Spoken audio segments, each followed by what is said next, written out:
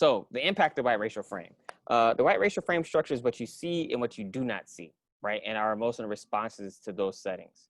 It has a strong white virtuous subframe, which contributes to what we call racial exceptionalism among white people. And we're going to talk more about that next week, but I just wanted to get that term out here so you begin to see it.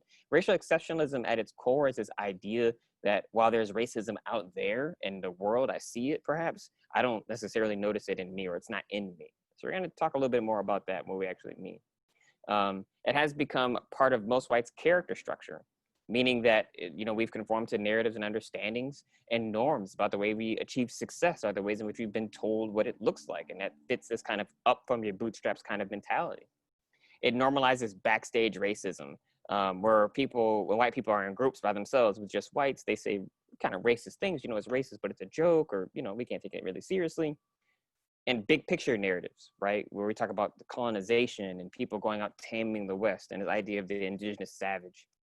Language evasion, right? Where white people, when we talk about racism, we don't say white people are racist towards anybody. What we say is some people of color experience racism, right? And so we don't actually use the active tense. We just talk about the experience, a passive way, as opposed to saying, no, white people are prejudiced or racist against this group of people. Because that's who it more than often than not is, right? The majority of it is, I guess is what I want to say. Everyone's affected by this frame, right? You start seeing it in children when ages 3 to 4, as you notice in the reading. Racially liberal whites can reject certain parts of the frame while holding on to others. I think this is particularly evident when we talk about schooling, not only K through 12 schooling, but also the ways in which I even hear my students talk about how their parents tell them to apply to college and what they're supposed to mark and not mark, and what they've been told about quotas. Most importantly, I want to just briefly mention the importance of collective memory and collective forgetting. Collective memory talks about how we, again, go about and interpreting our racialized past.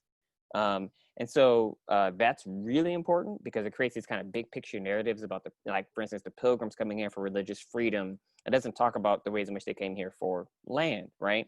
Or how it sanitizes the civil rights movement and saying, oh, these people were doing it the right way because they are nonviolent resistance, and everybody believed them and bought into it, rather than recognizing that many people were resisting them and saying it wasn't the right way. They were outside agitators, and this cannot change, or they were going too fast, right?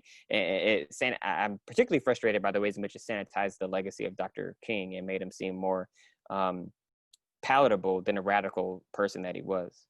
Collective forgetting, again, it weakens the memories of societal oppression. It really, I think, is encapsulated in the story and in the reading about the old couple who said, you know, before integration, before civil rights movement, it wasn't that bad, that Black people thought the segregation was okay because, again, they were only talking to other white people, and it was just the way they chose to remember it. So they forgot all the struggle and strife in the midst of all that.